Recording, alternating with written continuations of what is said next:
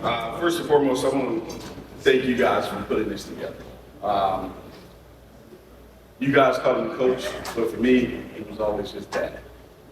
When I look around this room, I am the kid who got a chance to sit on the knee and watch all of you guys matriculate through Washington Woods. I can go through classes from 81 all the way to 95. And I can point out and tell you what position you played and what you did in such and such a game. What the coaches may have said about you at home. And that was an honor. When I was coming on the way down here, just kind of preparing my son for what we were coming to. And I was saying, well, you know, the one thing about you that's different than I grew up in a sports culture. I grew up at basketball practice watching Dennis Booker. I grew up at football practices. I went to football camp with most of you. I think about when I see my teammate Derek Benz over there, but I actually knew Kenny long before I knew Derek from the times I was down at Stevens State Park at football camp. So I want to say, for all of you guys in the room that played for my dad, you've actually impacted me as well as the future generations and all. And again, when I heard Eye of the Tiger come on, yeah, that was emotional. But we'll also talk about, you know, what it was like growing up with what you call Coach Williams. So the discipline, yes sir, no sir, structure that you guys experienced, we experience that every day. And as a teenager, you don't understand why. Why can't I go out and hang out with my friends?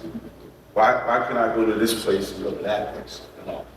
And it's not until you go off to school and you're on your own and you realize, I don't need to go everywhere. You know? And there's a structure and a discipline in place that you had since you were 5, 6 years old, that you just kind of follow that. So on Saturday night when you're in college and you've been out on Friday night, maybe I need to sit this one out and stay at home. You know?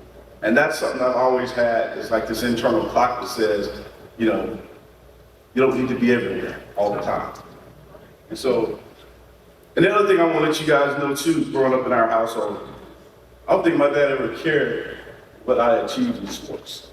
The main thing was that you go out and become something. I can hear my parents all the time, we're hard on you because at some point you're going to be somebody else's dad. And you got to raise somebody else's kid. So I am thankful for those lessons. But I will tell one story though. To my son Aston. So about 8 years ago, he decided he wanted to play tackle football. And for most guys who know, and I appreciate Coach Ellis talking about me as a defensive back playing against Lincoln, but what he failed to tell you, that was probably the only game I ever played at 100%. You know? So I'm okay with not being a great defensive back. But I have a son that, you know, that athlete that I am, run faster than I can, he's tougher than I am. And that's a fact.